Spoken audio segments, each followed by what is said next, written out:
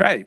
Good morning. Today is Tuesday, December 14th, 2021. This is a regularly scheduled meeting of the Kings County Board of Supervisors. Due to issues arising from COVID-19, the board is using a WebEx teleconferencing format for today's meeting and may be participating via the World Wide Web. If you'd like to make a public comment through the teleconferencing format today, please make sure that you are identified by name in the WebEx system. For those interested in commenting during unscheduled appearances at 9 a.m., please use the raise your hand feature and wait to be recognized. You will be allowed up to 2 minutes for public comment.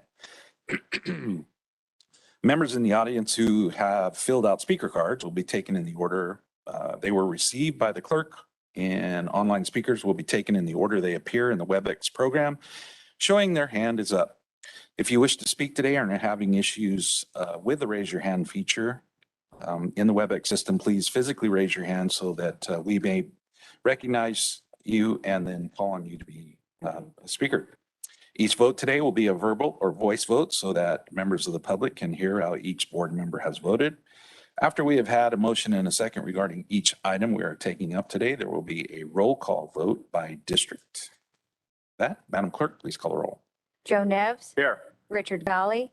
Hey, good morning, Madam Clerk. I just want, for those viewing or listening, I'm attending virtually from San Luis Obispo County, and I'm here. Thank you. Doug Verboon. Here. Craig Peterson. Here. Richard Fagundes. Here. Right, we have 5 present. We will now move to the invocation from Pastor Sylvia Gaston from the Koinonia Church. Welcome. Good morning. Thank you. Good morning, Mr. Chairman, members of the board. If you'll bow your heads, please. Dear Heavenly Father, we welcome you into this meeting today, whether it is in the room or virtually. We welcome your presence, God, because we know that you have wisdom and discernment that we need. So, Father, I pray that upon these proceedings, I pray that for every item that comes upon the agenda, you will give each of our leaders a heart for the people that are behind that issue, God, that it is not just an issue, it is actually the families that are a result of the decisions that are made in this meeting. I pray peace upon our community, God. I pray safety. I pray economic prosperity. I pray, Lord, that you would just go before each and every one of our leaders with your eyes and your heart as they conduct the business of this county. And Lord, and at the very last, I thank you for all the rain. And we just say, bring more of it, Lord, because we need it. In Jesus' name, amen. You'd all please join me in the flag salute. Ready, salute. I pledge allegiance to the flag of the United States of America, the republic which stands one nation under God, indivisible, with liberty and justice for all.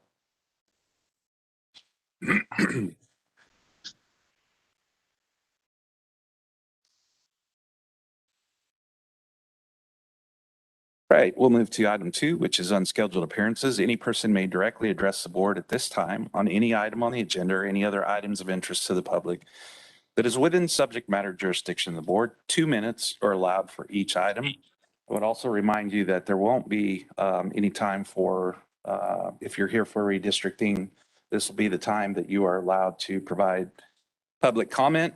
We do also have available both Spanish and English on our web system. And we do have an interpreter in the room if anyone needs one, and I'll ask him to make a short statement. Buenos días a todas las personas que están participando en esta reunión del condado de Kings. Se les informa que hay interpretación en vivo, también como en el web, si desean participar en la audiencia. Gracias. Very good, thank you. So at this time, Madam Clerk, do we have speakers? I do. The first speaker is Anthony Lopez.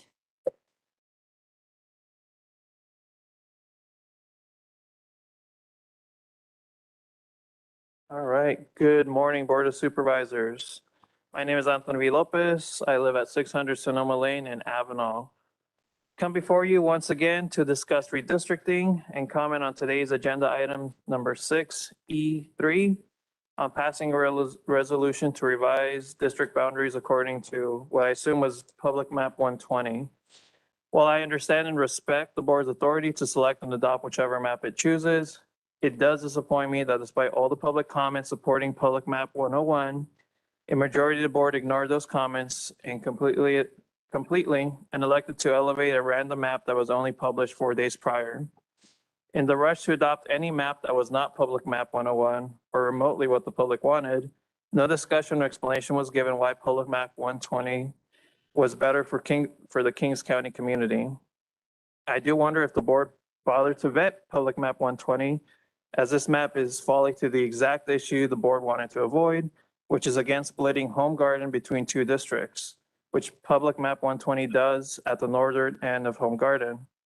It does not keep Home Garden whole, as it was apparently the intent of the board to do from the get-go. It is not too late to reconsider and adopt the right map for Kings County. I do see that you do have a copy of attachments for the resolution with Public Map 101. Change is needed, change is good. This is the whole point of performing the census and redistricting every 10 years. Map 120 is literally no change for our county. I again urge you all to do the right thing and pick Public Map 101 for the good of the county. Thank you for your time. Thank you. The next speaker is Lupe Chavez.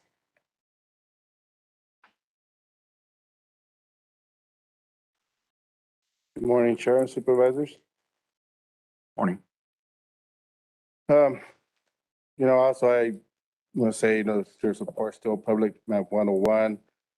I understand sometimes not everybody that comes to these meetings or speaks up is actually the people you're listening to as public servants. But in that consideration too, I've also had people that have actually told me they actually were happy with map NDC 202 and Public 103, which I think it brings Mr. Neves area down to Avenel. So, you consider a map that was just brought up with only 4 days prior, when there was other maps that were also some remotely conversation about, where it splits and brings Joe Neves into Avenel. So wondering why some of those were not considered. But again, you guys did your decision, and hopefully it was the best, but don't be afraid to make change for the better, where we'll get the 2 Hispanic communities more votes. Thank you. Thank you. The next speaker is Susan Ross.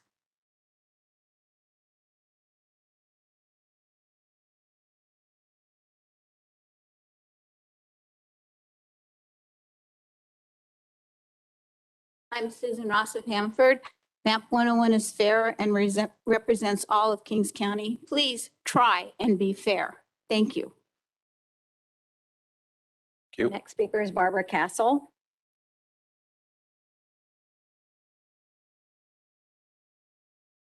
Morning. My name is Barbara Castle. I'm coming to see you again to speak in favor again of Public Map 101. I understand I was here last week when you all voted to accept a map that was not shared with the public for more than 3 or 4 days, and we didn't have an opportunity to spend a lot of time with it.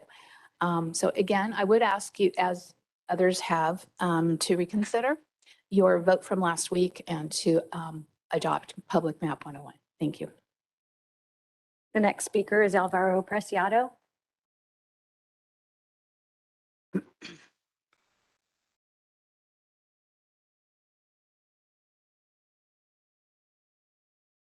Good morning, all.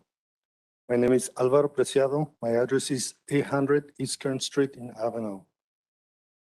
I'm here today to represent the voice and concerns of my constituents in the city of Avenel.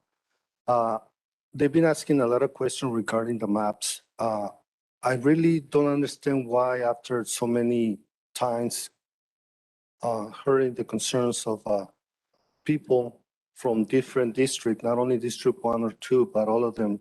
I heard in past meetings that they're really concerned about the change that is going to happen for the next 10 years. I also see we're talking about being equal. I don't see that equality seen in rural areas like Stratford, Armona, Avenel, Carmen City. So I also believe that being equal represents adopting Map 101. And for some reason, you're deciding to go in a different way. I do see a lot of troubles coming in the near future for not only for the Board of Supervisors, if a legal lawsuit comes into effect, even if you win, you're gonna be spending taxpayers' money, which we need in the rural areas for transportation, sidewalks, some road improvements. The money we get from LTF funds are not enough to reconstruct our streets every year. So as time passes, they deteriorating, what we have to spend more money that we don't have, money that can be set aside from county, state to the county, from the county to the communities. So I do believe that in order to serve our communities, we need better representation, not only with the Board of Supervisors. I do believe, as stated before, that each one of you should represent District 1, 2, 3, 4, and 5, not only your district.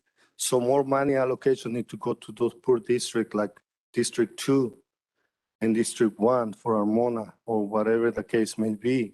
So I also urge you to consider your vote last week and consider Public 101, which will be more equal to our communities. Thank you. Thank you.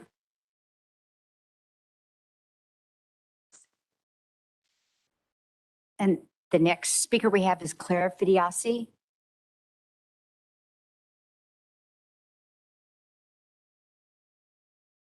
I've been paying attention to the process of redistricting in Kings County since before NDC was hired as a consultant, either in person or online, as a concerned resident. I have participated in each of the public hearings and can confidently say that as an observer, the actions of Montana resident Chair Peterson and Supervisor Verboen at the December 7th public hearing were alarming.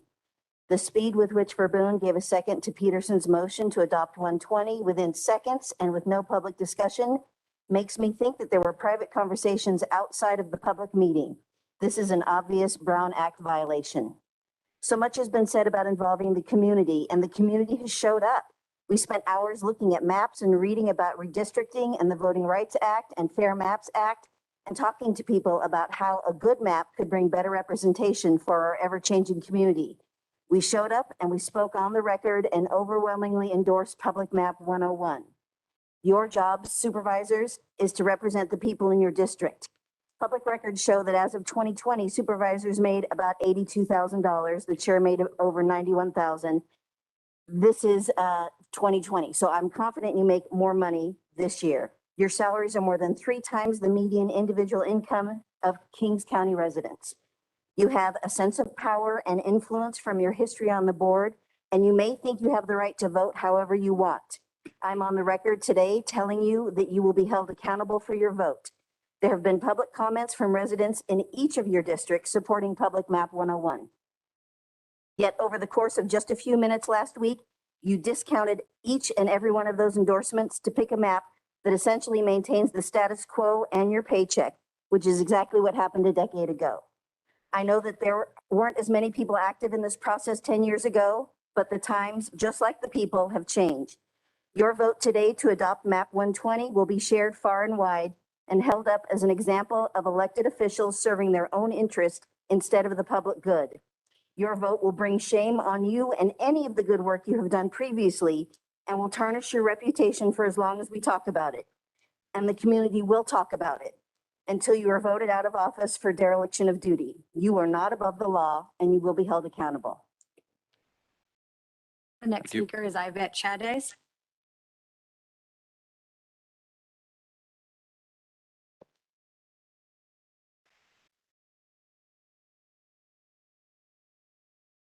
Good morning, everyone. My name is Yvette Chavez. I'm here today to address my outrage and concern regarding the board's decision to adopt Map 120 last week, a map that was not presented with sufficient time without allowing the public to comment or ask questions, despite Supervisor Valle specifically asking in the beginning if any maps had come in that you wanted to discuss. None of you said anything. Public comment was closed. And then you proceeded to pull this map out of thin air and adopt it. A map that is almost an exact replica of the current maps we have. A map that had not a single soul show up in support of. Then to see blatant lies on the Redistrict Kings Facebook page citing careful consideration shows just how duplicitous this board is. You should be ashamed of yourselves. This board is a perfect example of why it is so important for community members to get educated about and involved in all aspects of local government. Neighbors, if you ever wonder why some of our communities don't have resources, are stagnant or dying like Stratford, look no further than the faces of these men. What has been witnessed during this process is nothing short of embarrassing and alarming. Unprofessional and unbecoming behavior, the chairman, Craig Peterson, throwing a little fit, and comments made by other supervisors who I can't recall off the top of my head to Supervisor Valles, such as things get done when we're nice and work together, implying that things get done when you play ball and don't challenge or call out other supervisors. I need you to all look in the mirror and think to yourselves, why are you on that board? Is it because you care about doing what you want? Or is it to represent and better the quality of life of all of our constituents or your constituents? If it's not the latter, then you don't deserve to be on that board. I've had comments made about how I choose to address you, that it's not nice and that's not how we get things done. But honestly, I'm outraged. And I don't need to be a fan of you. I don't need you to like me. I need you to do your jobs. And you're not doing it. Those are all my comments. Have the day you deserve. The next speaker is Kathleen Jorgensen.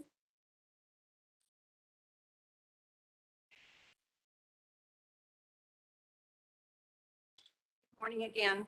And I would ask that we not have supervisors smiling and laughing when speakers are speaking.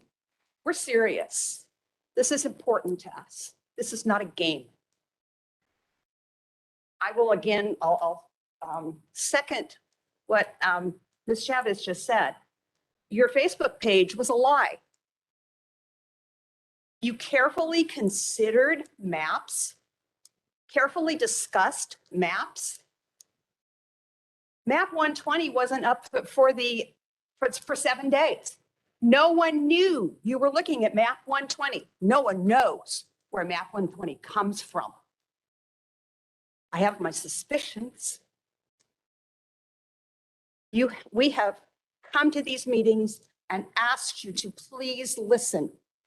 And then I look at this and I really can't tell where it is, but I think South Hanford is cracked again. Hacking and cracking is what you've been doing. You've cracked South Hanford again. You're diluting their votes. And this time there's a law. I don't know if you really realize that things have changed in the last 10 years. This is not a game. We're serious. We care. Mr. Peterson, you are my supervisor, and I don't feel that you care about me or anyone else in the district other than maybe a few rich farmers. That's all of the speaker cards, and I do not have anyone online with their hands raised. Oh, I just had someone raise their hand. Luis Silva.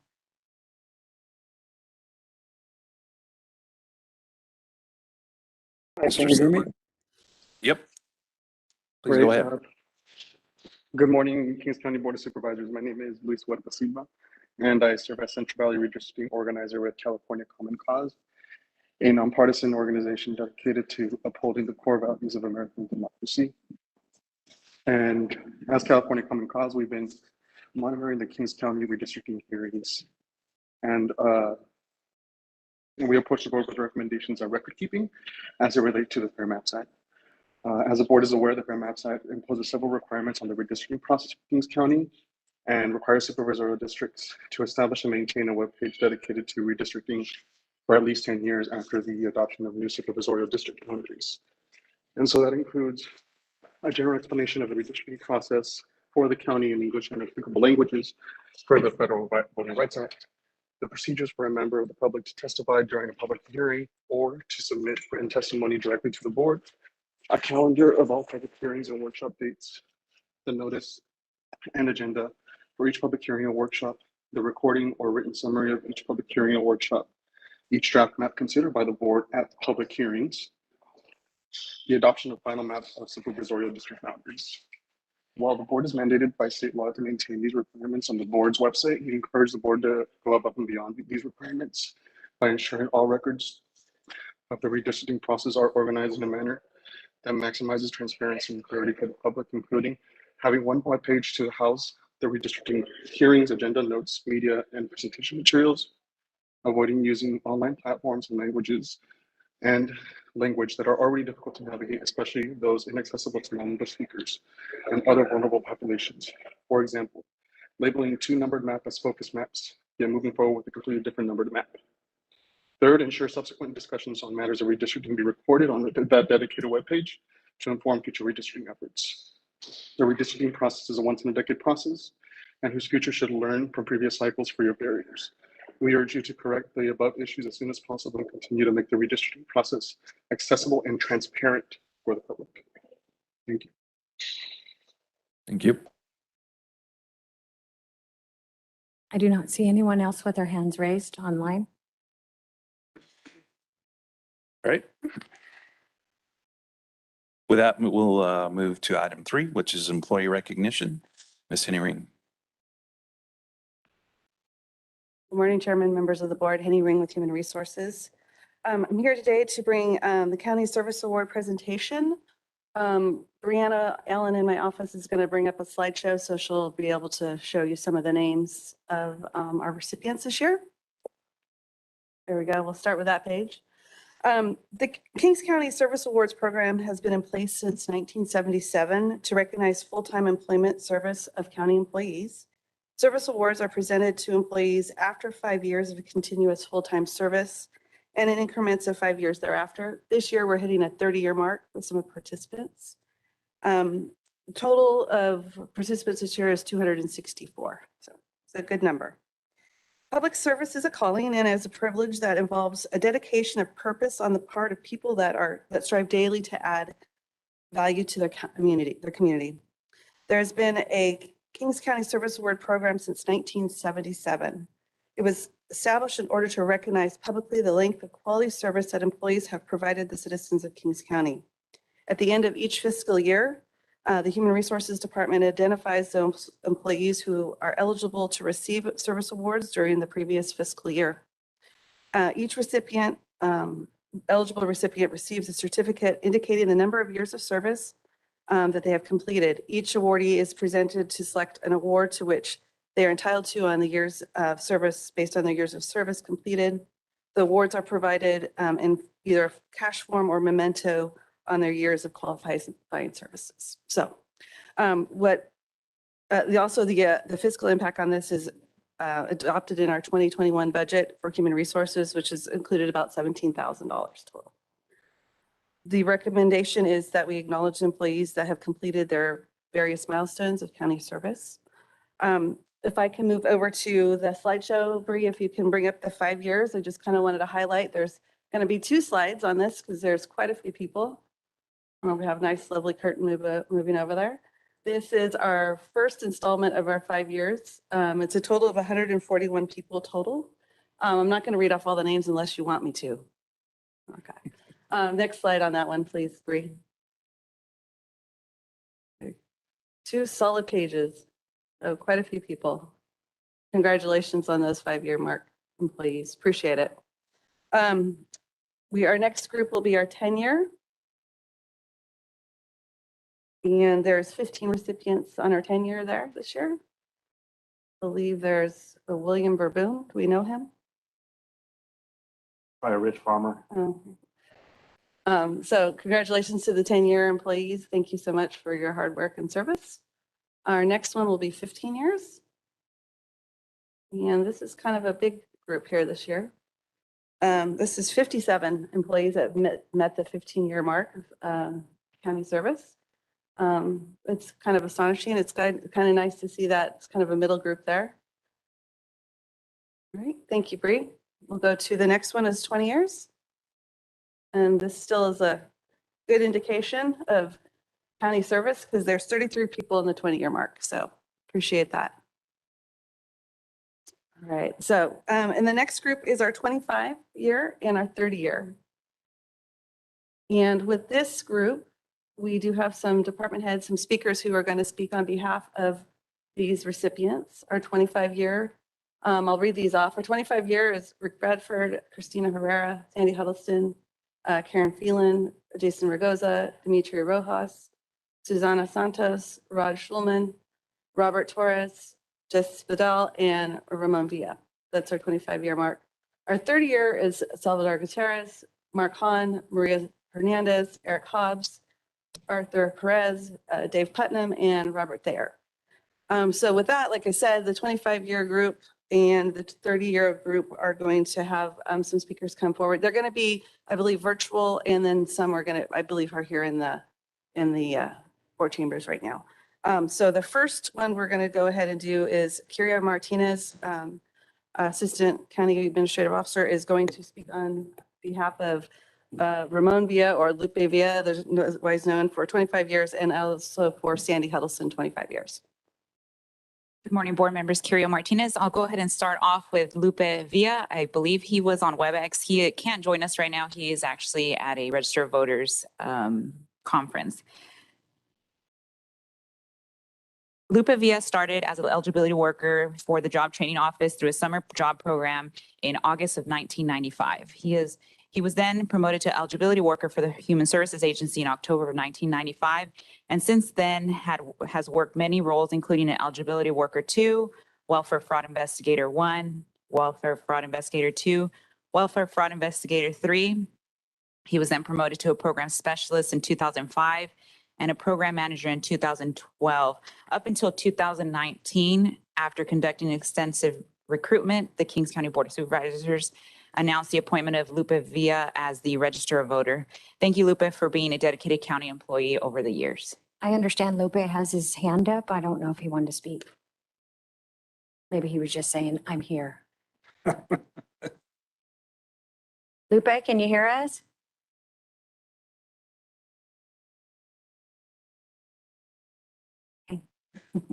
Next, I will speak on Sandy Huddleston, who resides in our office in administration. And Sandy is the current risk manager for the county.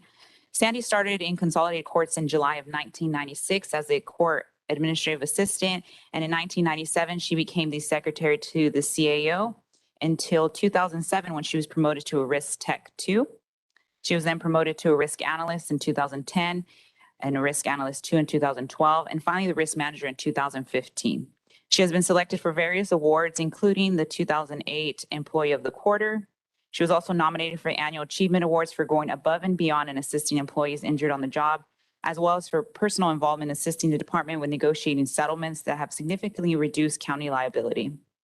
She was nominated by Dave Robinson that year. In 2016, she was nominated for annual achievement awards, nominated by Catherine on the board office for her role in spearheading the weight loss program for the county. She received a certificate of recognition appreciation for her superior customer service and innovation. And in 2008, she was also recognized by Deputy Sheriff Association for going above and beyond for one of their employees and his family. She also assisted the fire department with several extremely difficult fire-related situations to ensure that the employees and their families' needs were met. She also identified issues at the Employee Health Center and took action to rectify the situation so employees of the Kings County could have the best care possible.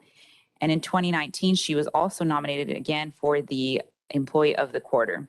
Sandy, your knowledge and dedication is remarkable. Thank you for being a great, loyal Kings County employee. Thank you, Kyria. All right, I believe our next one is Kelly Vernon, Chief Probation Officer, is going to recognize Jess Vidal, 25 years. Good morning, Mr. Chair, members of the board. Kelly Vernon, Chief Probation Officer.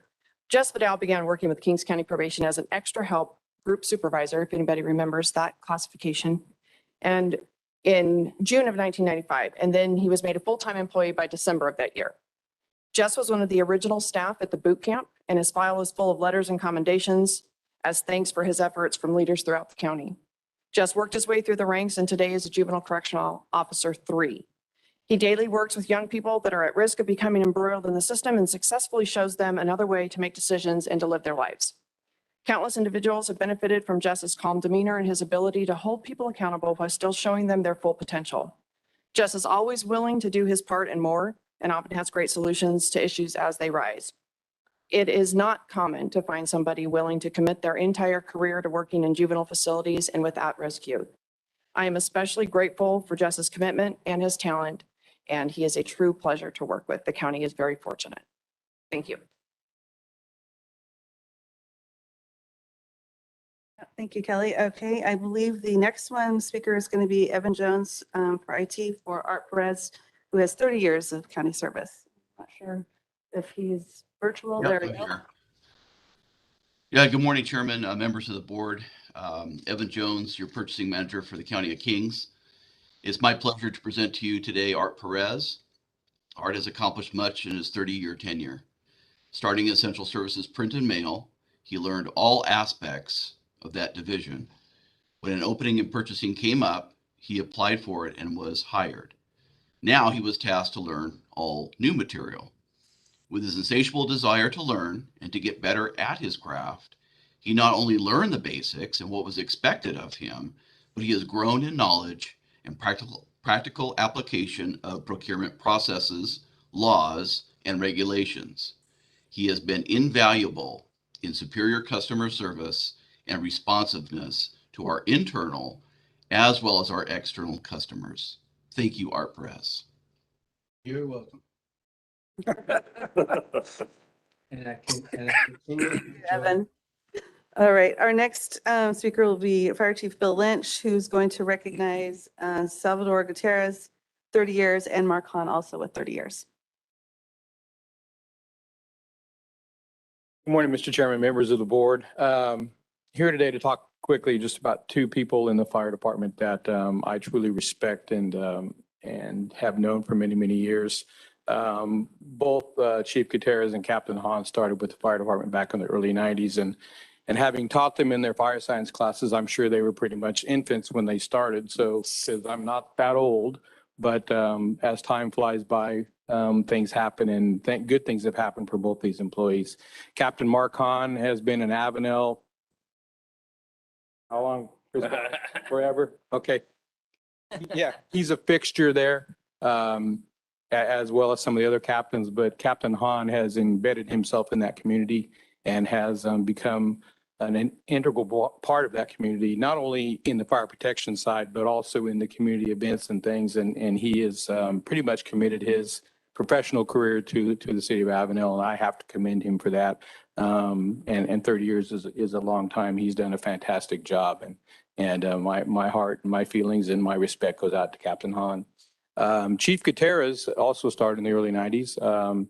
Our Mona boy started there as an infant, as I said, and has worked his way through the programs and through the processes, and has become a battalion chief with the county. And again, I respect him, his diligence, his skill, his ability to run his shift and keep the county safe is commendable, and he's recognized as a leader throughout our agency and throughout other agencies within the state of California for his work also with Master Mutual Aid and out-of-county response. So both these gentlemen deserve our praise and our respect, and they have my greatest admiration and respect from me. So that's our two members today. Thank you.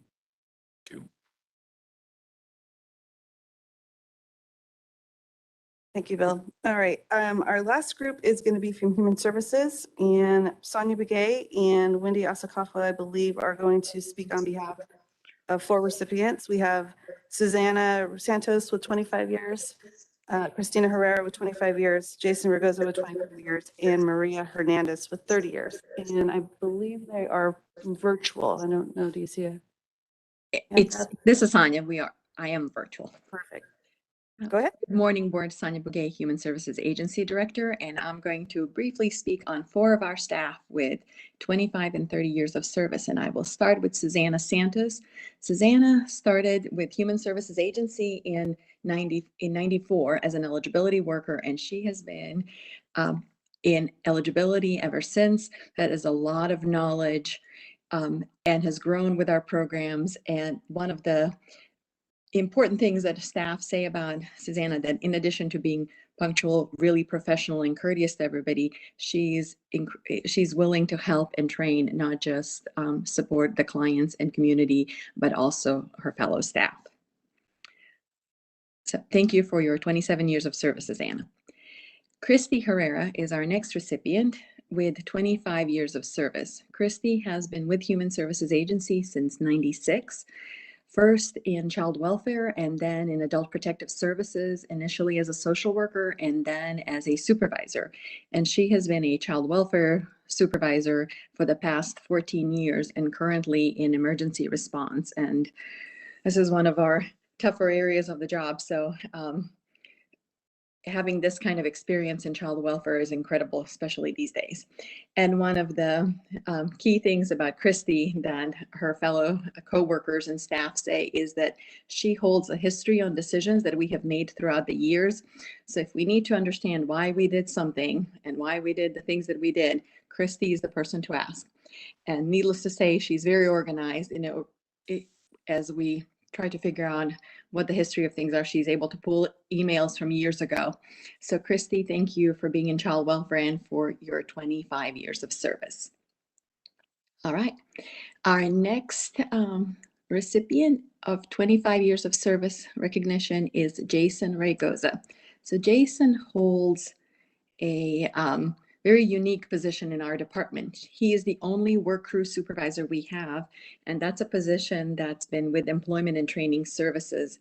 Jason started his career in the county in '96 in Public Works, first as a Public Works building maintenance, promoted to a senior janitor, and Human Services Agency stole him in 2001 and hired him as a work crew supervisor. He's been in this role for 20 years.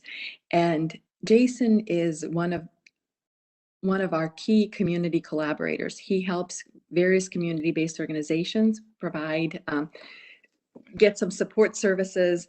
And in the past couple of years, the volunteer crew that he supervises that helps with community efforts has been impacted by COVID, and that crew has actually become an emergency response team and have basically adjusted in this new environment. We are still struggling to figure out how do we operate given this new circumstance, but if there is a person who can figure that out, it certainly is Jason. So Jason, thank you for your 25 years of service and for navigating this program for such a long number of years and really doing it now basically independently. All right, and our final recipient of the recognition for the years of service is Maria Hernandez for 30 years of service. Maria has been in employment services for the past 22 years, but she had started her career in the health department as a clerk typist, then promoted as a human services assistant and worked through our eligibility programs and came to employment services in '98. And for the past 22 years has been in employment services. One of the things that her coworkers say about her is she's passionate about helping others, especially during their times of need. She has been instrumental in encouraging her participants to enroll and complete their schooling and establish their careers and find jobs. She's starting to talk about retirement. I'm going to skip over that part. We need all the experience we can get in all of our programs. So Maria, thank you for your 31 years of service, and I hope you stick around for a few more. And the board, thank you for recognizing all the staff in their many years of service to the county. Congratulations all. Thank you, Sonia. We do have two other 3-year recipients that are standing in the back of the room here. I just wanted to point that out. We have Assistant Sheriff Dave Putnam and Assistant Sheriff Robert Thayer. Wanted to thank them for their 30 years. They thought they were going to get out unscathed, but I realized they were sitting back there and I said, oh no, I'm going to point that out. So again, thank you so much for your hard work and your dedication to the county. Truly appreciate it. That is it. That was all I wanted to do, is just bring this to you every year. We're gonna do this every year until we're told not to. We appreciate everybody and their hard work, their dedication. Look forward to updating this next year, seeing the new names that roll through with all the years of service they've done. I have a thank you to Bree for doing the slideshow. I appreciate that. But I do have a special thanks to Eva Perez in my office, personnel tech. She's the one that put all this material together. I tried to get her to do this for me, but she said no. So, but appreciate it. Appreciate everything and the board recognizing these employees. Thank you. Thank you, Henny, and thanks to all the staff members your ability, especially the 30-year folks, I think we recognize everyone, but your ability to adapt, your ability to have compassion through challenging times. I know so many of these folks work in really challenging positions, whether it's looking at childcare, representation of folks. It's just amazing that you still continue to serve our community, and we truly appreciate it. Thanks again. All right. We're done. See you next year. Thank you.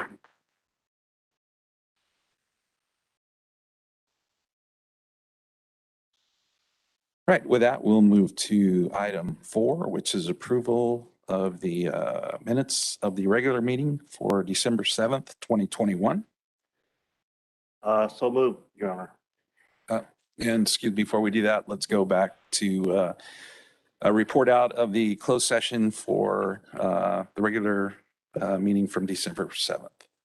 Thank you, Mr. Chairman. Your board agreed to continue the 5% special salary adjustment for both Assistant Director of Finance positions while the recruitment for a full-time Director of Finance continues. It was a 5-0 vote, and your board took no other actions during that closed session.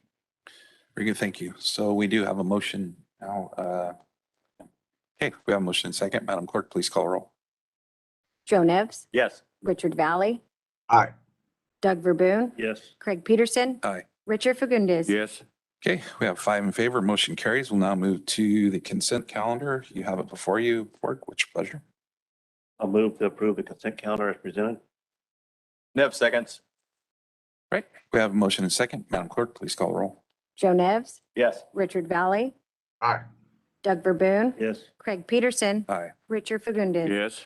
Okay, we have 5 in favor. Motion carries. We'll now move to regular agenda items. And first on the list, item 6A-1 comes from the assessor.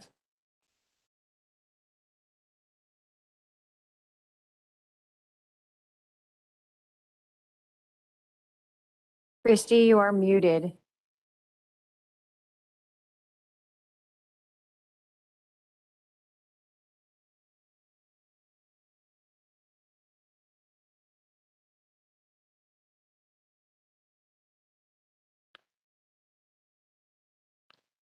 Ms. Lee, if you can hear us. I understand that you have no audio device. Can you hear me now? Yes, please go ahead. Okay. Let me get out of here. All right. Good morning, Chairman, members of the board. Christy Lee, Assessor Clerk Recorder. This morning, I am bringing before you an agreement for a commercial appraisal software program. Due to the increased workload over the last decade, the assessor's office has reached a point where staffing needs to increase. In an effort to alleviate the cost of hiring additional staff members, I'm looking to technology in order to ensure that my office is providing the most efficient and accurate assessments possible. In 2010, there were 27.5 full-time equivalent employees budgeted for the assessor's office. In 2021 and for the last several years, we've operated with 23 employees when fully staffed. That's just under a 20% decrease over the last decade. Yet since 2010, the county roll has increased 43.7%. Of course, some of this increase is due to the market, but a lot of it is also due to new assessments with the addition of residential, commercial, and industrial properties. Over the last few years, there have been also significant changes in tracking and state reporting requirements. A few examples include high-speed rail, solar properties, changes in exemptions, and Prop 19 base year values. Some of those areas of appraisal were not even in existence to our office not too long ago.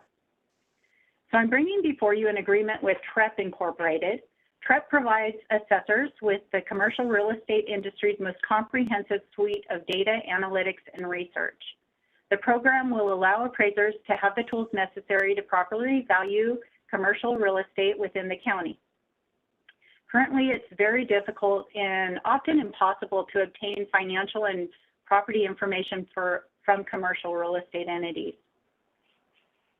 With the TREP program, the appraisers will have access to underlying financial data and assumptions. be able to compare valuations throughout the state, and evaluate index trends with ongoing access to quarterly line item financial data. In addition, the assessor's office would be able to measure impacts that external events such as COVID have on various business entities. Upon the board approval and execution of the agreement with TREP, the office will begin using the TREP program to increase efficiency and assist in the commercial valuation process. We are estimating that the staff time savings will be equivalent to one full-time trained appraiser. The current salary with benefits of a full-time trained appraiser 2 is $80,000 annually. The cost of the TREP program is $1,720 per month, which is $20,640 annually. Consequently, I'm not asking for additional monies to be added to my current budget, but just a transfer from the regular employees account with salary savings to contractual services. Thank you for your time and consideration. I'm happy to answer any questions.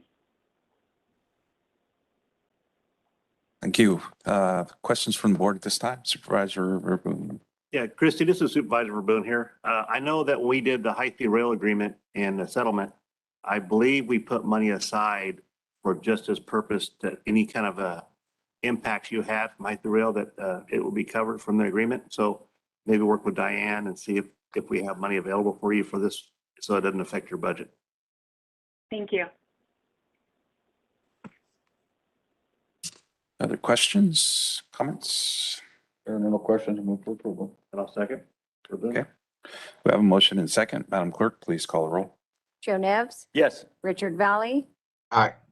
Doug Verboen, Yes. Craig Peterson, Aye. Richard Fagundes. Yes. Okay, we have 5 in favor, motion carries.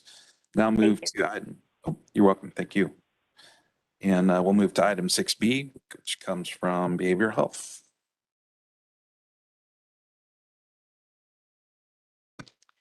Good morning, Chairman and members of the board. I'm Joan Perry from Behavioral Health. Today, the department is requesting your board to authorize the advanced step hire of a licensed mental health clinician at salary range 226, step 4. Historically, all licensed clinicians have been very difficult positions to fill for the department. The last requirement for this exact position took nearly 2 years. This quality assurance clinician positions are even more difficult to fill due to requiring a specific work experience in managed care system and mental health plan. This clinician is requiring to be licensed, but also work outside of a clinical setting in an administration role overseeing the regulations that governs clinical work, but also overseeing the documentation standards for all clinical services for the department. So we are excited to find this candidate with his qualifications. Mr. Jason Williams is a highly qualified licensed marriage family therapist with a master's in marriage and family therapy and a bachelor's in criminal justice. He has worked as a therapist since October 2014 within a Kings County area, 3 years in the substance use disorder system of care, and the last 4 years in a mental health systems of care. His years of clinical experiences, especially within the Kings County system of care within both substance use disorder and mental health, have not been found in our other interviews. He would be a huge asset to the department, where the department prepared for 2 major initiatives next year, which is one called CalAIM, and the other is Drug Medical Organized Delivery System. Mr. William is also a local Kings County resident, and he is a veteran, having served in the Navy Reserve for 8 years and also in law enforcement for 5 years. Both human resources and administration have been reviewed and support the appointment at step 4 hire for the position. I'll be glad to answer any questions you may have. Good, thank you. Questions from the board? Move for approval. Nevs a second. Okay. We have a motion and second. Madam Clerk, please call the roll. Joe Nevs, Yes. Richard Valley, Aye. Doug Verboon. Yes. Craig Peterson, Aye. Richard Fagundes. Yes. Okay, we have 5 in favor, motion carries. Thank you. Now move to item 6C1, which is from the Department of Finance.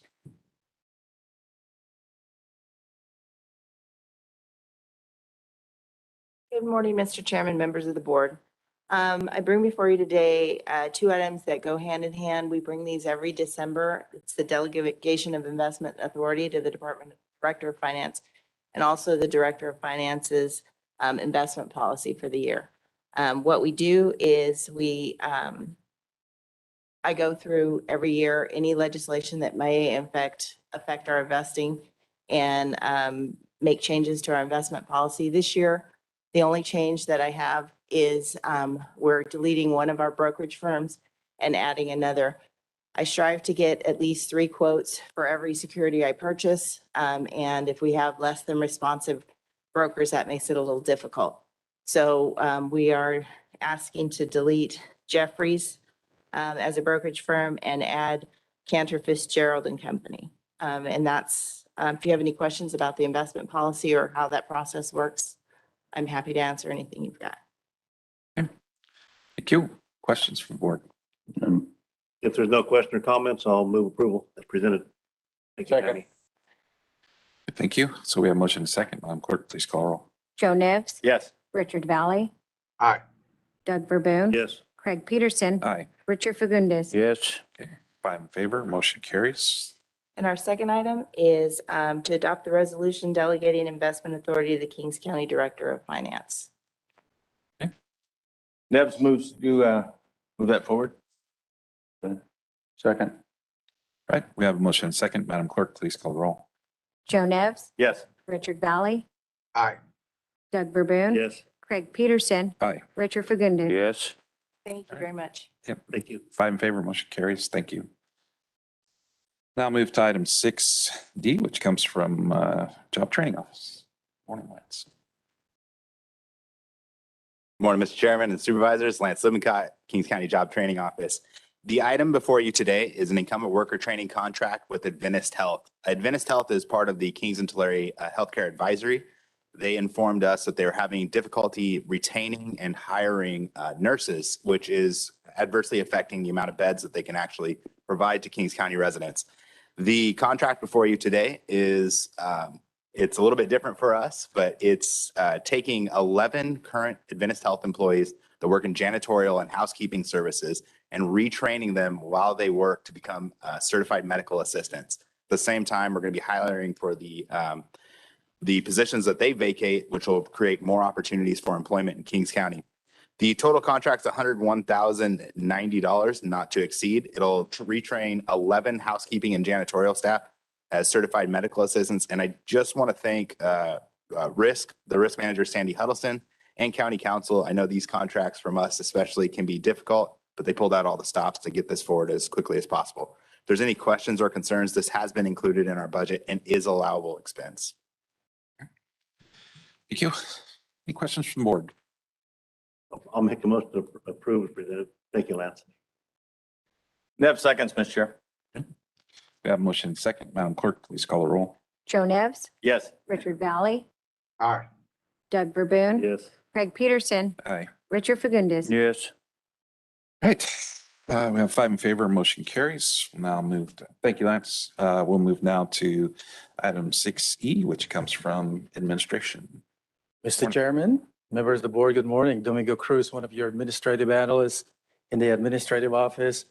So this morning, I'm requesting that your board accept the Assembly 1869 annual allocations from the California Department of Finance for fiscal years 2021, 2022 through 2025, 2026 to backfill probation department and sheriff's office due to revenue loss from repeal of various criminal administrative fees. So on September 18, 2020, Governor Newsom signed AB 1869, which eliminated 23 different criminal administrative fees charged by local governments to individuals arrested, prosecuted, or convicted of a crime. In addition, AB 1869 set aside $65 million annually from fiscal years 2021, 2022 through 2025, 2026 to backfill counties for estimated lost revenue. So probation department and the sheriff office are the ones impacted by the bill when it was signed to law. In probation, there are 12 fees that were discontinued, and the sheriff has one. So on November 8, 2021, the California Department of Finance sent a letter which provided an allocation schedule to backfill counties due to revenues lost. Kings County's yearly allocation for fiscal years 2021, 2022 through 2025, 2026 is $336,311. So the total allocation for 5 years coming to us is $1,681,555. So each year probation department's budget unit 23400 probation admin account 85201 state aid AB 1869 backfill will receive $245,435, which is 73% of the yearly allocation. And the sheriff's budget unit 223000, the sheriff detention, with their account 85201, will receive $90,876 or 27% of the yearly allocation. The percentage calculation is based on a 5-year revenue analysis, which was coordinated between the administrative office, probation department, and the sheriff's office. The first allocation became available on December 2nd, 2021 for distribution to the 2 departments. So once your board accepts the annual allocation, those funds will be distributed to them. With that, I respectfully request that your board accept the Assembly Bill 1869 annual allocation from the California Department of Finance for fiscal years 2021, 2022 through 2025, 2026 to backfill probation department and sheriff's office due to revenue loss from repeal of various criminal administrative fees. And I'll be available for any question that you may have. Thank you. Thank you, Domingo. All right, questions from the board? I'll move as presented. Thank you, Domingo. Okay, we have a second already. Thank you. So Madam Clerk, with a motion from Verboen, second from Fagundes, would you please call the roll? Joe Nevs, Yes. Richard Valley, Aye. Doug Verboen, Yes. Craig Peterson, Aye. Richard Fagundes. Yes. Okay, we have 5 in favor, motion carries. Thank you, Domingo. To the next item, 6E2 from the administration. Thank you, Mr. Chairman. Ed Hill, County Administrative Officer. Today, we are seeking your board's consideration for the reappointment of Mr. Jimmy Hook to the position of Kings County Agriculture Commissioner and Sealer of Weights and Measures. Mr. Jimmy Hook was originally appointed as the Kings County Agriculture Commissioner, Sealer of Weights and Measures on December 4th, 2017, and his current term in office expired December 4th, 2021. Based on Mr. Hook's overall performance, it's recommended that he be reappointed for another 4-year term effective December 4th, 2021. I'm happy to answer any questions, and Mr. Hook is also in the audience if you'd like to barrage him with questions as well. Okay. Well, it's kind of a requirement, isn't it? All right. I'll second. Madam Clerk, we have a motion and a second. Would you please call the roll? Joe Nevs, Yes. Richard Valley, Aye. Doug Verboen, Yes. Craig Peterson, Aye. Richard Fagundes. Yes. Okay, we have 5 in favor, motion carries. He gets to stay. Well, thank you for your service, and I know the department runs smooth, and we truly appreciate that. And you know, agriculture is such a big part of Kings County, and your wearing that hat is you know, a leadership position in the community, and truly appreciate it. So thank you. All right, with that, we will move to item 6. E2 or E3, excuse me. And Administration, you guys want to outline that, please? Yes, thank you, Mr. Chair, members of the board. Matthew Boyette, Administrative Analyst with Kings County Administration. So every 10 years, redistricting is done to redraw district lines so that each district substantially represents equal population. And so the county began its redistricting process with its first of 6 public hearings on July 20th.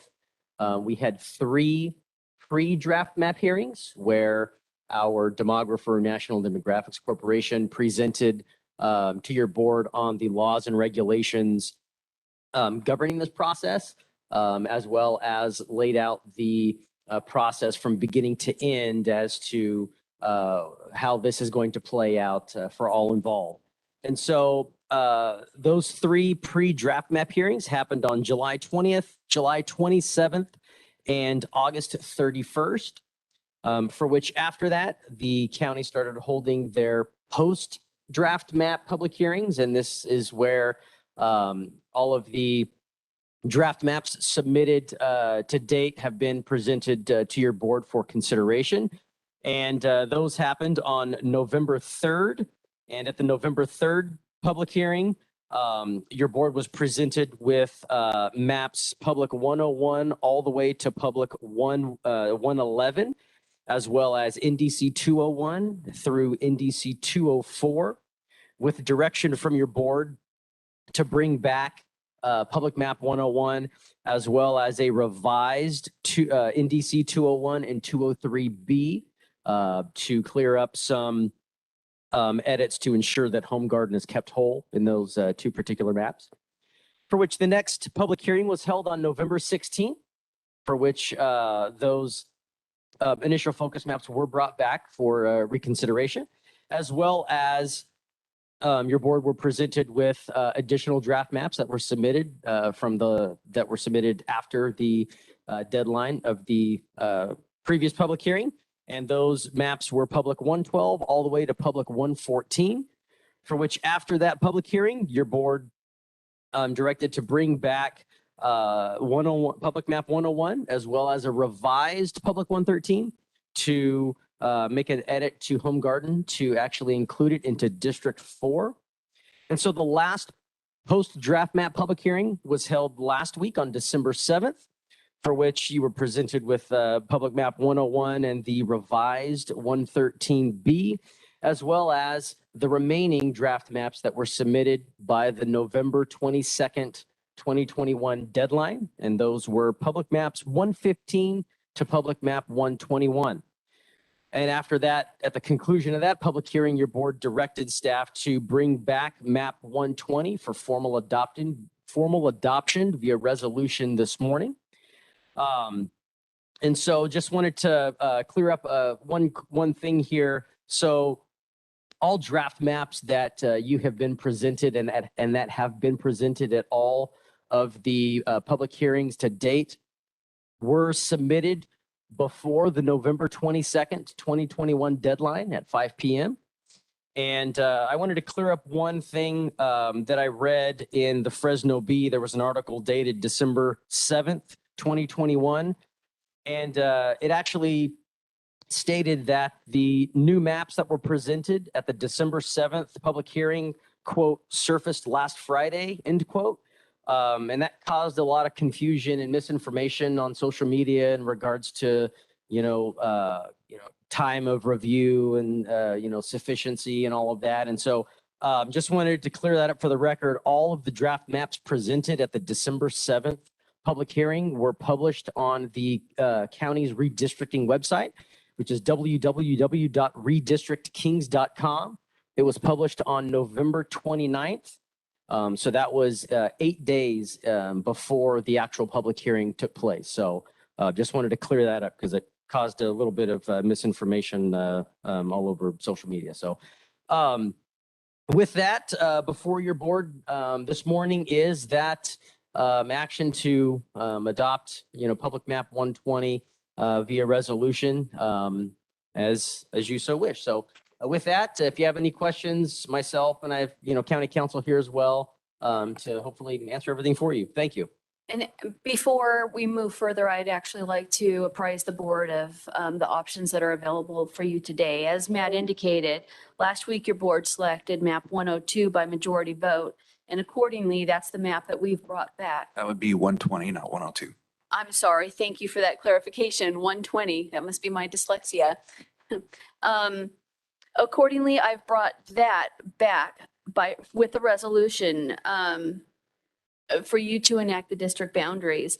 The body of the resolution was published with notice of this meeting. Attachments A and B describing the boundaries and depicting the map have been provided to you this morning, and there are also copies available at the back of the room for the public. Your board may choose by majority vote to pass the resolution with the boundaries of map 120. In the alternative, your board may choose by majority vote to rescind your prior action approving map 120 and then move to adopt an alternative map. Should you elect the latter, any alternative map your board approves must have been published on the county's website for at least 3 days. And I do have prepared a couple of alternative attachments for some of the maps that remained, that weren't specifically rejected last week or that your board didn't specifically consider, including map 113B and map 101.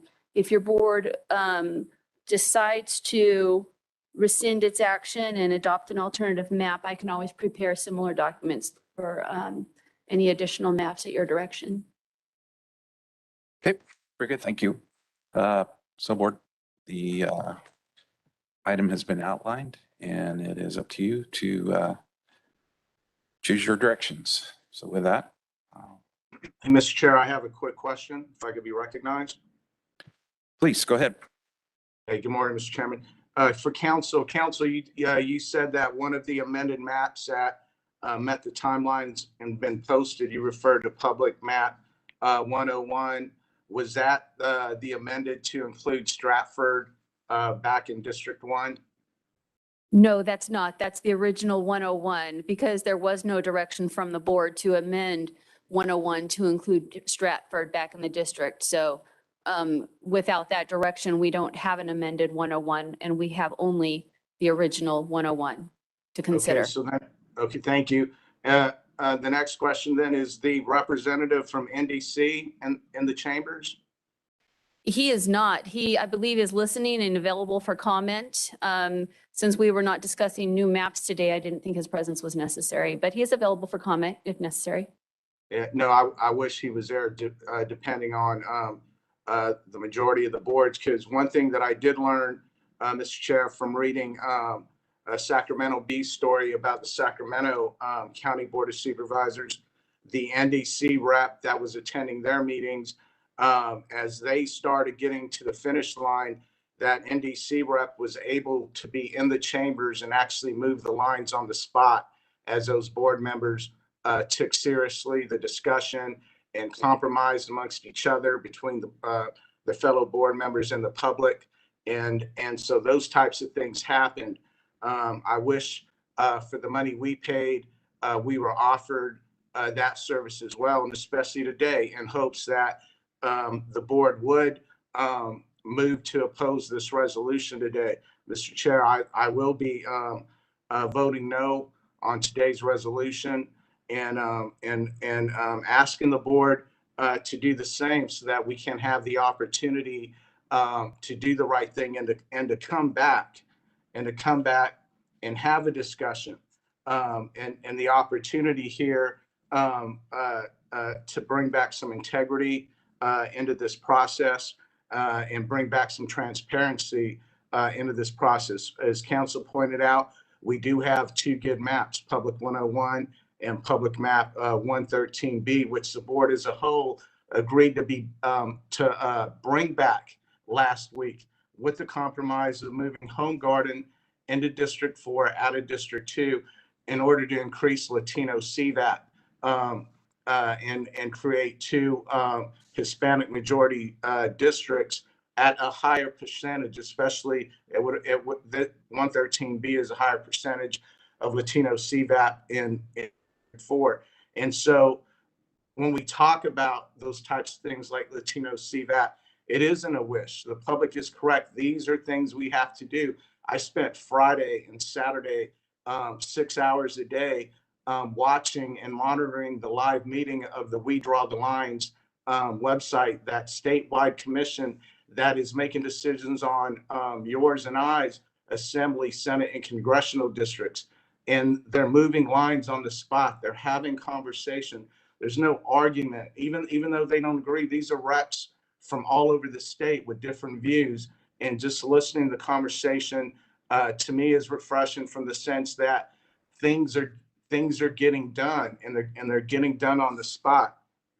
So again, I'm asking the board, please, let's vote no on this resolution. Let's open up. Let's talk 101. Let's talk 113B. 113B did not even get a chance to get a motion last week. I came with the spirit of compromise and brought in and made a motion. Super Boone made a motion. Both our motions died before we could get to 113B, which I figured that was the map that the board would actually have a good discussion on based on the week's discussion prior. We didn't get that chance because of the rush on the motion in the second to public map 120, which, as a sitting board member, I have to agree with the public, that happened way too fast. And the public is correct in reminding everyone today, including the board members, that I did ask on when these maps came in all the way up to public map 121. I asked that before the chairman opened public comment, did any of these maps catch anyone's attention? Let it be known now so we can at least pull it up on the screen, give an opportunity for the public to comment on it versus being locked out. No one spoke up, including the chairman, who actually made the motion for public map 120. That's not right, Mr. Chair. That lacks transparency. That lacks integrity. That puts the county at risk in the future. You should, at that point, you should have did the right thing. It's like this map. There's nothing wrong with it. We could have had the discussion. So that's what I'm asking for today. I'm also going to close with some housekeeping here based on the notes I took from public comment. When it came to that Facebook post on social media, that also caught my attention. I immediately picked up the phone. I called our county administration office and I asked them to look into that post. No response back to me all week. The public map 120, I called first thing Wednesday morning. I want to know more about this map. I want to know more about 120. I want to know when it hit the county. Where did it come from? I want to know. I'm a county supervisor. If I'm going to have to work and reside within those boundaries, I deserve to know. I called our county admin office. To this day, no response to me as a county suit. And I don't like that, because I pointed out over the years the differences in how other board members get treated versus the difference of how the only Latino on this board of supervisors gets treated. And even with new admin, I'm still seeing pieces of that. And so I'm gonna give them an opportunity. I hope they speak up today too, just like I am. So, Mr. Chair, I'm gonna close asking the board, vote no on this resolution. Let's do the right thing. Let's open up and talk. And I'll reserve the rest of my comments, Mr. Chairman, after the board gets an opportunity to speak, because I do have more to say. Thank you. Thank you. If I may interject something here, just in response, there's a couple of clarifying points that I need to make. One is that in response to Supervisor Valley's comments, NDC did offer and was willing to be here today. I didn't feel it was necessary. That was my decision. And part of the reason is that we have to adopt a map by tomorrow. Any map that is adopted has to be published on the internet for 3 days. Any ad hoc changing of maps today would not have the ability to be published on the internet for 3 days. And therefore, changes to a map today, the board does not have the discretion to make changes to the map today. These maps have to have been published on the internet for 3 days. Okay. Thank you for the clarification. Mr. Chairman, do they have any clarification from Supervisor Valley? Hold on. Supervisor Raboon has requested time to speak, so. Sorry, Mr. Chair. So we have, this is a tough time. We're going to be ridiculed on everything we say, our actions, our looks, our color of our skin. We've been called out as being racist because we're white. I think that's disheartening for what we do here. A lot of us don't need to be here. We do this because if people want us to be here to represent our districts. And I think it's disrespectful for MAP 101 to carve out 2 sitting county supervisors. Supervisor Neves carved out, Supervisor Peterson's carved out. I don't think Supervisor Valley would appreciate it if we carved him out of a map. I think we should have respect for each other. That map is disrespectful as far as we sit.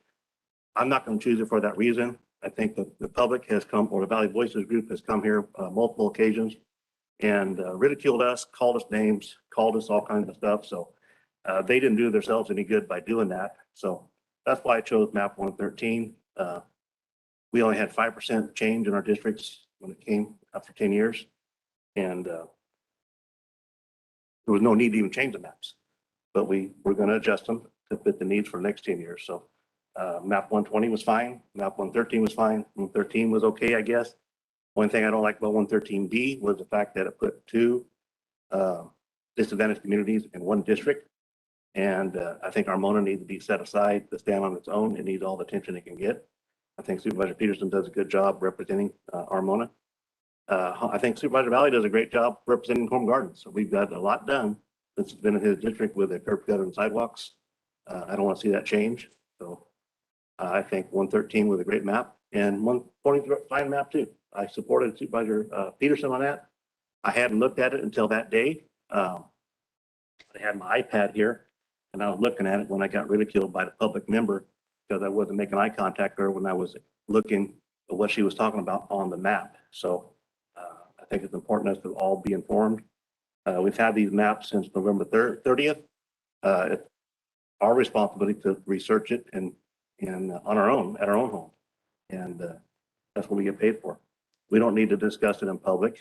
This is a meeting in public, but not a public meeting. Public meeting is when the public gets to say their piece and we don't challenge them. That's why you were able to say what you wanted without our response back to you. That gives you an opportunity not to be offended by anything we say back to you. So we appreciate your comments. We appreciate you coming here. We took note of it. My reasons for not going 101, it's disrespectful for a sitting board member to take out another board member with a map. The people voted us in office, and we're here doing our job. And I'm hearing the opposite. Keep the district lines the same. That's what I'm hearing. I know that Avenel's here. You've been heard. I don't understand the importance of Avenel because there's only 1 map, I believe, that took Supervisor Neves and put him in your district. You're saying to us, if I'm hearing correctly, that you're not well represented, but yet Supervisor Valley, you're representative, and I think he does a great job. I mean, we're always doing stuff for Avenel, constantly. I don't know what more we can do other than get you guys to show up at all the meetings that they had. And that's on your end, not on our end. So with that, I'll make a motion to support whatever map my fellow board members like to support.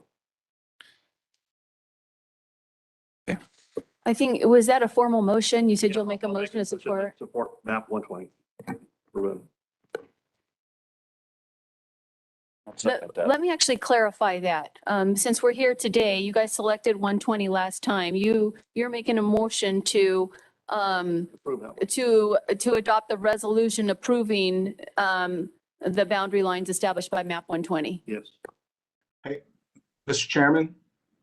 Yeah, hold on. Let's see. We have other supervisors here in the chamber. So Supervisor Funes, I know you've said what you need to say. Supervisor Neves, do you have anything to say?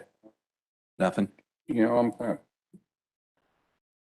got some mixed emotions about this, but on the other hand, you said 113 or 113? I like 113. I like 113. I don't like 113B. And 120 close enough to 113. It does the least amount of changes to our map, which is against what the Valley Voice people would like us to do. But that's how I feel. Like I said, I'll make a motion that we adopt 120.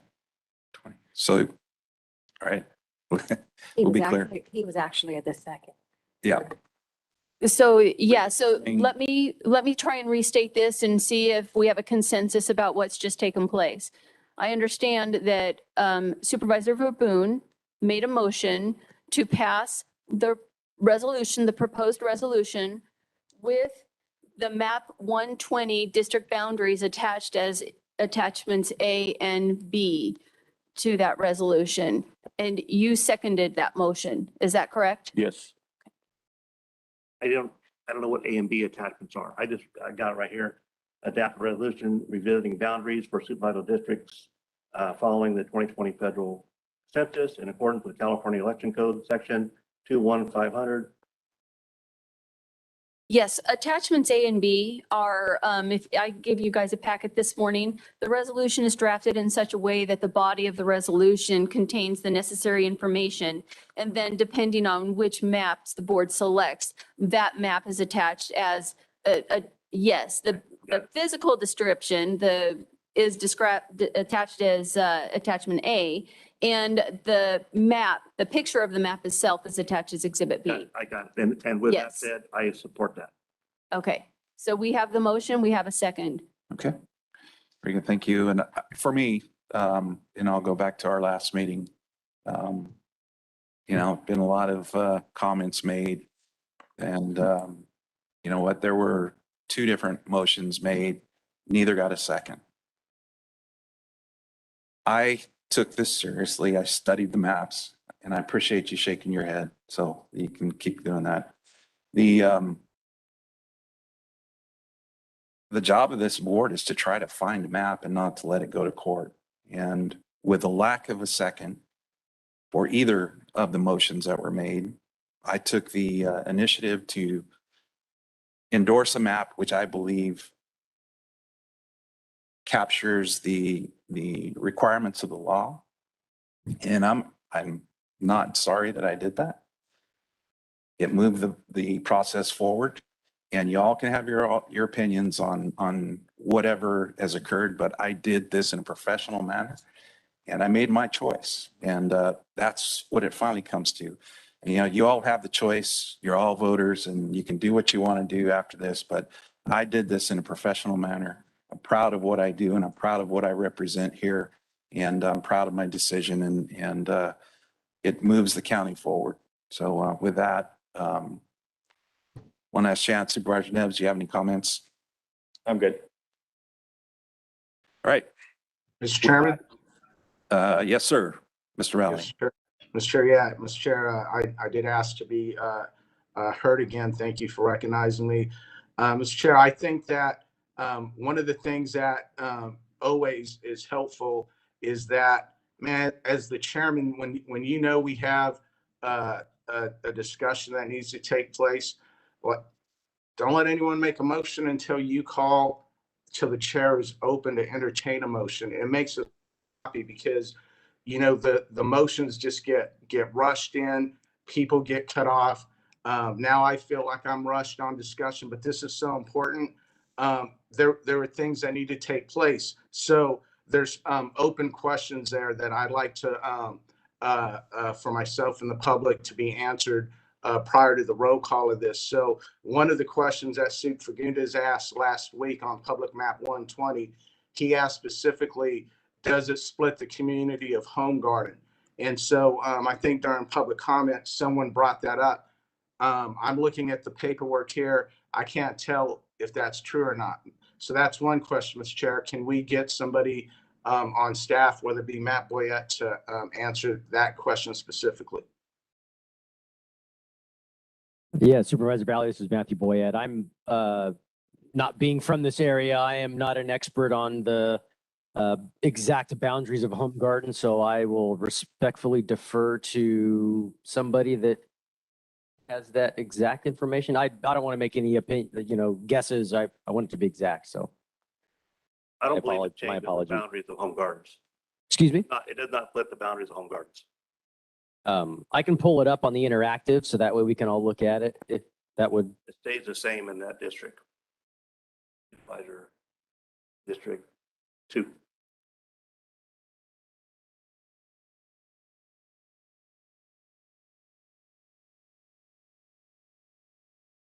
And my apologies again. I know the general area. I'm not sure about this little piece right here. That's the cemetery. Okay. Well, no, sorry. Yeah, that's all home gardens in one district. That's a solar field for, and a sewer farm for, no, not either. That's just a farm field. That little square. Okay. Dowdy and Fremona. Thank you. Thank you for giving that time, Mr. Chairman. The other question was, if we had any information on public map 20, how it was brought to the county's attention. Again, I asked that offline last week and I haven't gotten a response to that. I think that's something the public would like to know. Do we have the ability to get that information right now before the row? I can respond to that. Map 120 was a publicly submitted map. It was submitted through District R. The member of the public submitting the map did not indicate their name. We have no way of tracking who submitted that map.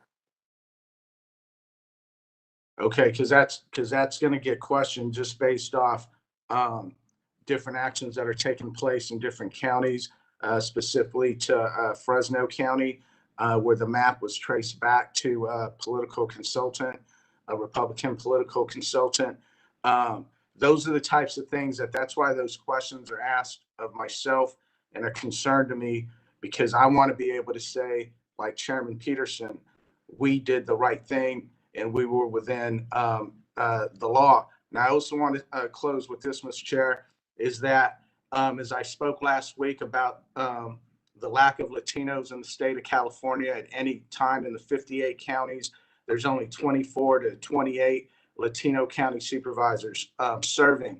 And that's because of actions like this, Mr. Chair, where we don't get this opportunity.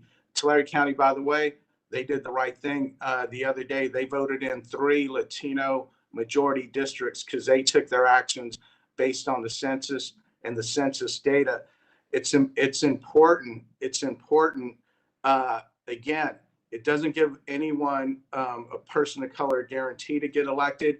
It just gives the public an opportunity to vote in somebody that grew up the way they did, maybe looks like them, has similar interests, culture. All of that right there are things that we were presented in the public hearings of keeping communities of interest together and giving them a right to have someone within their neighborhoods represented them. Nothing that I've heard so far from the dais today, specifically to Soup Verboon's comments, that it's offensive to bring a map that doesn't take into account where a sitting board member, elected official is. That's to do that purposely, to avoid that, could be against the law. All that was pointed out at all 6 public hearings, that we can't look into that. And when you watch the state redistricting, there's assembly members, senators, congressional members who are being drawn out of their districts because those commissions and bodies like us cannot take that into account. Lastly, and we're on the records for doing so. To me, that right there, it's troubling. It's troubling to me. Also, just from my own standpoint on as far as Latino representation, we know that it's a challenge. All right, we've worked together, many of us, for the last 13 years. Myself, speaking personally on the board, it's a challenge there. It's a challenge that the department heads see every Tuesday, not just the face we put on during these public hearings, but every Tuesday for the last 13 years, with the exception of maybe 2 or 3 years where we did work together and we got a lot done during those 2 to 3 years. But before that, there's a lot. And I never played the race card, but there's a lot of trouble out there. There's a lot of disrespect. There's a lot of mistreatment. And I'm fine with that, because one thing I learned in the Marine Corps, the first soldier through the door takes the hits. I'm the first one through the door. I'm fine to take the hits. But when the pandemic hit, when it came time and we saw Latinos, Hispanics dying at the highest rate, the highest infection rate in Kings County, and farm workers dying at the highest rate in the outbreaks there. By me being the only Latino voice on the board, we saw that that was a problem. And that's where we split. A few of us on the board that were working together. That's where we split, man, because when it came time for the voice of small businesses who were suffering to get money, they got millions of dollars from the county, and I supported that. But when it came time for resources for farm workers and for us to strategize and meet the pandemic and the outbreaks in the fields and those Hispanics bending over picking the crops of the farmers in our county, the support was not there. And it created an issue within our board that split us in a way that we will probably never recover from. And it's ongoing today. And those on the board, you know that. And people that are in the know on what's going on in the county, they know that. That's why it's so important, Mr. Chair, to increase Latino CVAT so that way people have an opportunity to be represented and there's compassion and consideration. And that's just not happening today. And that's why I'm so vocal during this process. Again, I'm urging the board members, do the right thing today. When this roll call comes, vote no, and let's talk Public Map 101 and Public Map 113B. Thank you, Mr. Chairman. Thank you. All right, at this time, is there any further public comment? Public comments from the board, excuse me.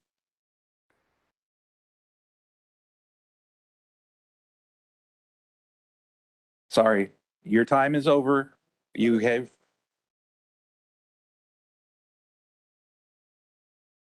You'll have to do that through county council.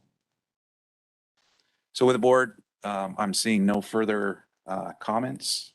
Madam Clerk, we have a motion and a second. Would you please call a roll? Joe Nevs, No. Richard Valley, No. Doug Verboon, Yes. Craig Peterson, Aye. Richard Fagundes. Yes. Right, we have 3 in favor, 2 against, motion carries. We'll now move to Public Health Department and their report.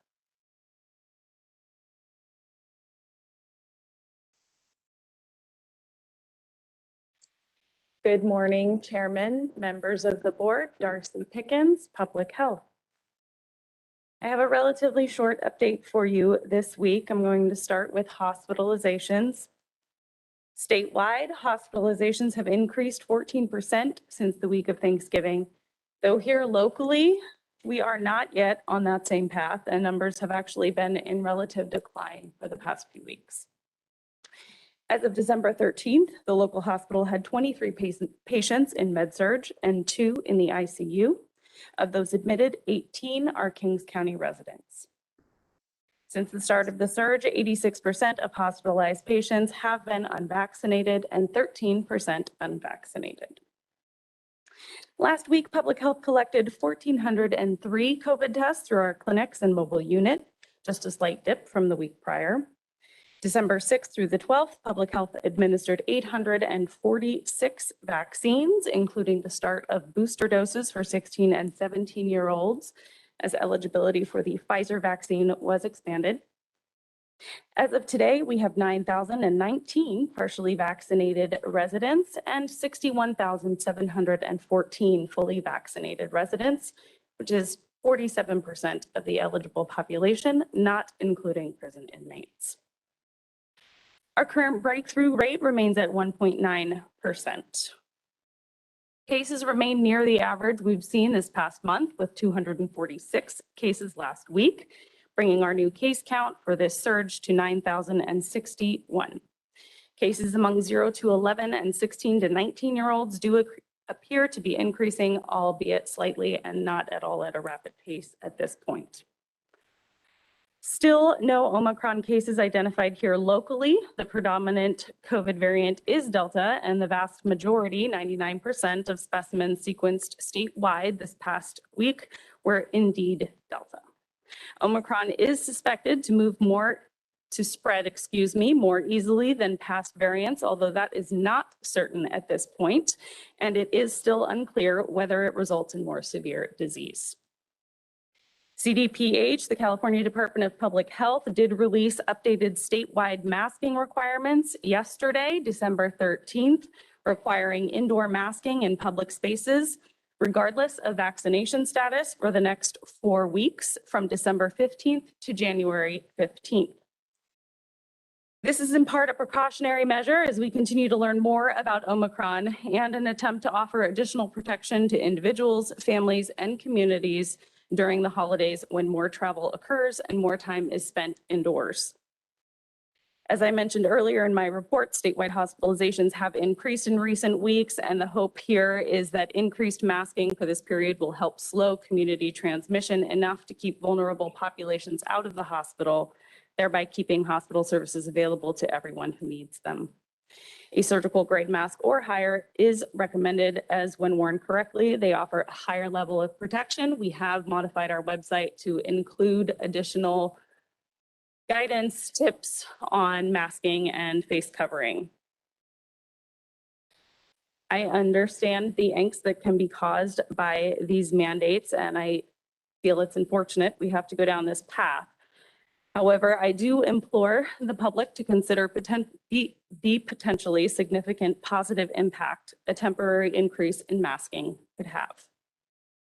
It's widely known at this point that COVID numbers impact our hospitals and doctors' offices, both because of the number of COVID patients and the level of care they often require. But we all want to have access to those services when we need them most, COVID or not. So preventing as many COVID hospitalizations as possible is key. Something as simple as increasing masking for even a temporary period also helps create a layer of protection for the people in our community who are most vulnerable to severe disease and may actually help keep us all a little healthier this cold and flu season. As always, we continue to encourage vaccination, testing, and isolation when sick, and frequent hand washing in addition to other protective measures. That concludes my report, and I'm happy to answer any questions. Okay, thank you. Questions? None? All right. Thank you, Mr. Chairman. Just to give an update on the status of the King County's employees since the last outbreak started, we've had a total of 202 cases. We currently have approximately 35 individuals quarantining or teleworking.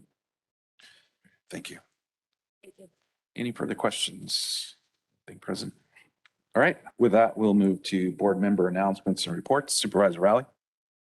Yeah, thank you, Mr. Chair. I'll be brief. I want to thank those who attended the Corcoran ribbon cutting last Friday. It was a huge turnout. I saw Sup Fagundes there, DA Fagundes, Sheriff Robinson, and multiple other folks, Scott Howe from Veterans. A lot of people from the county came out to represent, even Avenel officials, the city manager. I saw him there as well. It was a beautiful morning, a beautiful event. The drawings of the park are just going to beautify the entryway, that north entryway into the city of Corcoran. And they also spoke about our contribution from the county, the $1 million for the Veterans Monument, and that park will host it there. And so once they get going and there's not so much dirt flying around, we'll have the opportunity to come down and do something very special that day to unveil an updated presentation of that monument to the veterans community in Corcoran and Kings County for that matter. And I look forward to you all being there for that soon. And that monument won't come to Corcoran until obviously the park is done, so that way it doesn't get ruined by all the construction and dust going around. When the time comes, the gentleman from Memphis who has a contract on our Veterans Monument, he'll fly the pieces of that monument to California, and he'll be there for a couple of days with his team putting that thing together. And so can't wait for that as well. But thanks for everyone who came out. Thank you, Mr. Chairman. Thank you. Supervisor Neps. Thank you, Mr. Chair. CART meeting, we reviewed the transit center design as well as had a lot of positive comments about the design and how it's going to fit into downtown. Some of the concerns were lighting, and I think Director Verboen brought up some good points about the lighting and Pistachio trees. yeah, those pistachio trees. You know, many hours, especially in the winter hours, are the lighting is going to be very important for safety and security of the organization. We also looked and approved the fiscal audits and adopted the 2022 calendar for meetings, and then approved the AB 361, conducting virtual meetings during the pandemic. One thing that I'm very proud of is MV Transportation is one of our strategic partners with transportation. And they have tried diligently for the last couple of years to try to get someone on staff that's able to give DMV testing for staff. And that ability allows us to bring people in that are not certified or licensed to drive buses and train them and test them and get them into the street faster. And so I certainly want to thank MV Transportation for taking that responsibility. DMV, especially during the pandemic, has been very slow, and they've been very unresponsive, and it makes it very difficult. Lance is still in the back, and I know for the medical profession as well as drivers, if you can get that driver through that training process and get them into the testing process, the chances of them passing and being approved are much higher. Unfortunately, with DMV, you have to complete the course, and then sometimes it's 4 or 5, 6 months later before you can get in for testing. And then if you happen to fail that test, then you have to wait another month to be able to get in to get a second one. And so by having a person on staff and being able to do that, it's going to help that organization a great amount of time. And they're not only just training Kings County bus drivers, they're training bus drivers for throughout the region. At the KCAG meeting, we reviewed the 2022 regional transportation plans, as well as all of the work activities that are going to take place in the next 2022 to 2023 fiscal years. And we reviewed the sustainable communities plans and approved the appointments to an advisory group that's going to work through those 2022 plan. That plan is available on the KCAG website for review and discussion. Some of the discussion also took place with Caltrans regarding the replacement of State Highway Bridge and the Kings River. That bridge replacement near Stratford will cause some considerable detour plans for an extended period of time. That bridge was built in 1939, went through some extensive remodeling in about 1988, and has served the community for a very long time. Unfortunately, you know, that structure is going to have to be totally demolished and totally replaced. So that means a 220-day delay. There's not a lot of options in that segment. So Caltrans, in its infinite wisdom and knowledge, has 41 traffic going 198 up to I-5 and then back to 41, and that's probably one of the longest routes. And I think with all of the mapping processes in the digital world, there's probably going to be alternative routes that'll be able to work through. But this is going to be a long problem during the summertime, during 41, and again over that 9-month period. Cal vans, we had a meeting. 457 vans continue to be on the roadway, with 359 supporting the ag industry, 98 in the general van pool. We continue to work through some operational problems, but we also have a couple of farming operations that are probably not going to let the dip of winter time go quite as low as it normally does. We probably have an additional 75 to 80 vans that are probably going to be employed throughout the state of California, just supporting ag workers. Continue to announce at West Hills College for men's and women's basketball, and continue to enjoy that, even though my wife's getting very tired of it. She has to keep the books, so she has to keep me kind of somewhat intact. Attended the American Legion breakfast on Friday. Very well attended. That continues to serve the community through the American Legion. And then attended the Mid-Valley Recycling Lunch with Doug and Kyria. Received all the updates regarding recycling and the new mandates that are coming in early 2022, just in a few days, actually. You know, the state of California continues to double down on recycling, even though they don't have a market for it. And that continues to be the ongoing problem. We can remove things from the waste stream, but if we don't have a home for them or a reason for them, that makes recycling just that much more expensive.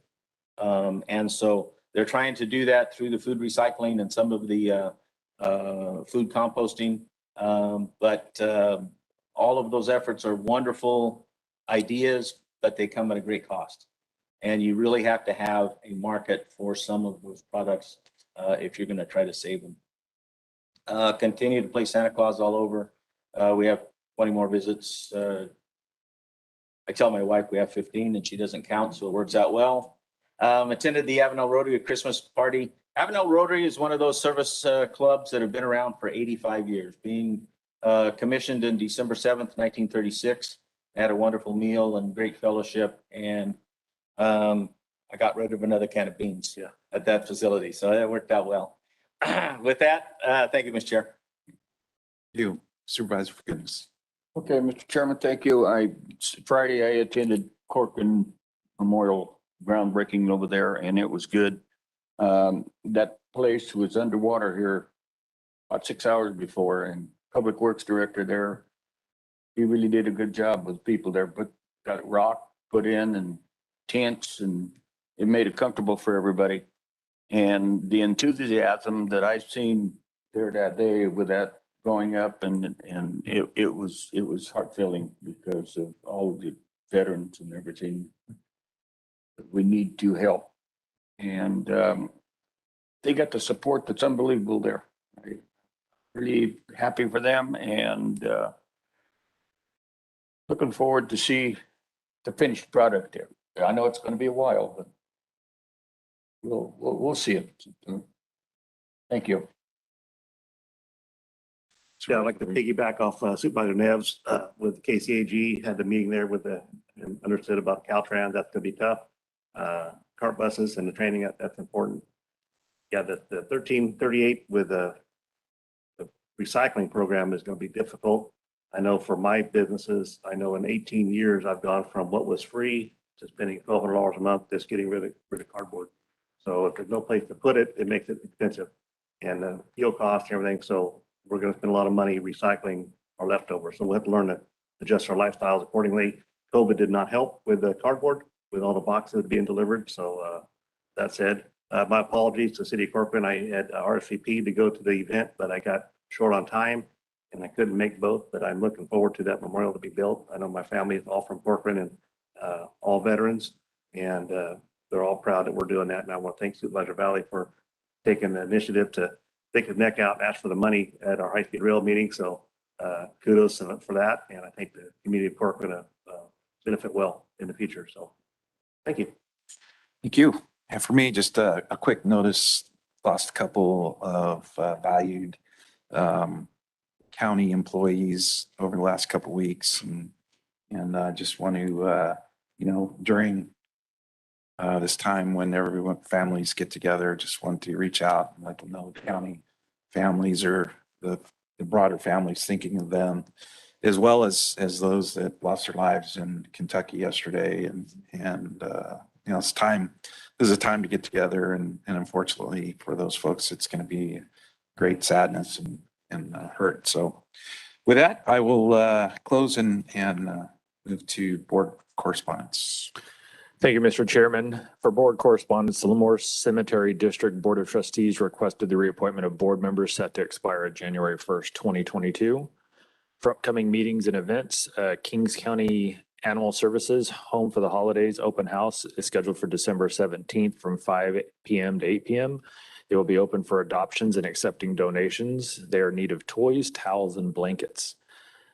Christmas Cozy Feet Slipper Sock Drive. Child Support is still collecting slipper socks to donate to seniors in Kings County. Skid-proof slippers, socks dropped off at locations at the Child Support Services Building or Job Training Office. The deadline is tomorrow, December 15th. Kings County firefighters, again, they're still partnering with the United States Marine Corps for the Toys for Tots drive. Those wishing to contribute to a Christmas Joy can drop off unwrapped toys at their collection box located at Station 5 at 11235 14th Avenue in Armona. They'll be accepting toys until tomorrow, December 15th. For upcoming agenda items, admin has reappointments to multiple boards, commissions, and committees coming. The assessor has 2 items in agreement with Just Appraised Incorporated for transfer verification software and Megabyte Systems Incorporated for application programming interface for Just Appraised software. Behavioral Health has 3 items: agreement with California Health Collaborative for ACT Prevention Program and Substance Use Disorder Prevention Services, and an agreement with Mental Health Services for specialty mental health services to children and youth, and an amendment to agreement with Kingsview. The Department of Finance has a sale of tax defaulted property at a public internet auction. Public Health has 2 items: the agreement with California Health Collaborative for STD prevention and collaboration, and of course the COVID-19 update. Human Resources has 3 items: new job specs for Executive Assistant Director Attorney, new classification series for Payroll Specialist 1, 2 in the Department of Finance, and a memorandum of understanding between the County and Prosecutors Association. Probation has a juvenile justice realignment block grant, and Sheriff has a resolution for the acceptance of the 21-22 fiscal year tobacco grant award. That concludes my report. Okay, thank you. With that, we'll move to item 8, which is an outline of the closed session items today. First is a conference with labor negotiator meet and confer, Government Code Section 54957.6. That is on behalf of the Probation Officers Association. Second is litigation initiated formally. Title is Leprino versus County of Kings, case number 20C0159, Government Code Section 956.9D1. And then finally, deciding to initiate litigation 1 case, Government Code Section 54956.9D4. With that, we have nothing further, so we'll move to closed session and be back with you on Tuesday, December 21st, 2021 at 9 a.m. Meeting adjourned.